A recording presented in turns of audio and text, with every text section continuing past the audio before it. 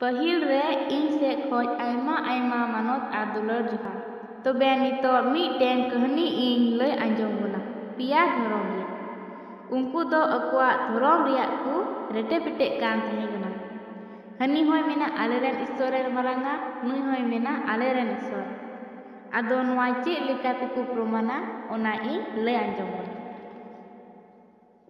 हिंदू मुस्लिम और ईसाई हर को तलारे आयमा दिन खन को झगड़ा कान तहे कना बोले जोतो हर से जोतो जात गे को मेना आलेरन ईश्वरे मारांगा।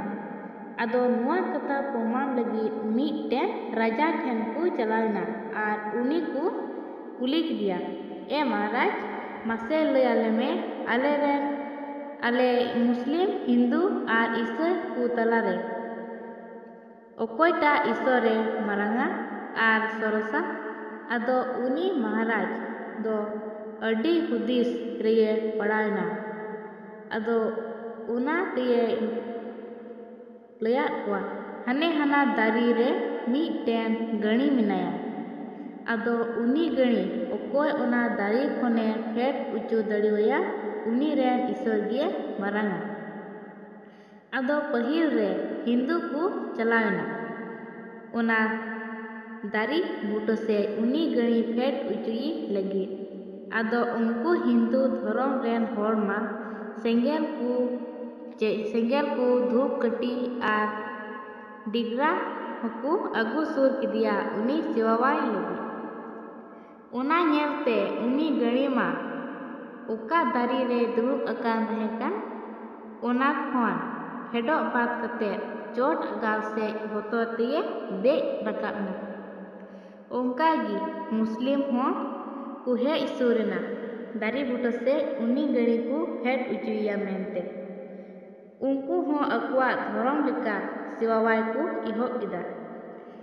ती हकू कुटुमदा उपड़ुमो कना को उम्बा गोदो कना को आर कराजो कना को आर तीन रे उनी मुसला आय ती कुटुमदा उनी गणी दोय हुदिसो कना चेत चोंगे इमोइन लगी।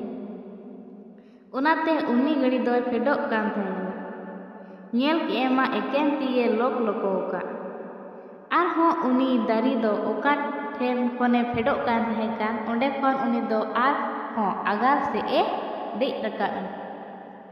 ओंका गी ईसाई धर्म रेन हर को हो ओना दारी बुटो से को सेनना आर उनको दो चेत हो ओना दारी बुटो ठेन सेन कते उनको दो मीद आड़ांग हो बको रोड़ लेदा एकेन अकुआ तीते एकेन मीटेन कुरुस छिकना को बिना हुआ। ओना नेलते उनी चोट दारी रे मिनाय गणी उनी हुदिसो कना फेडो में आर बांग खान दारी को माका। उनाय बुझाव किदा उनी गणी दो ओना दारी खन अडी हारे फारे फेडिना। आदो उन रिगी को प्रमाण किदा जे ईसाई धर्म रेन ईश्वर दोय सरस गया आरे मारांग गया आर उनी दो धरती रेन सनाम को बतोराया आर को मानोतिया नियगी।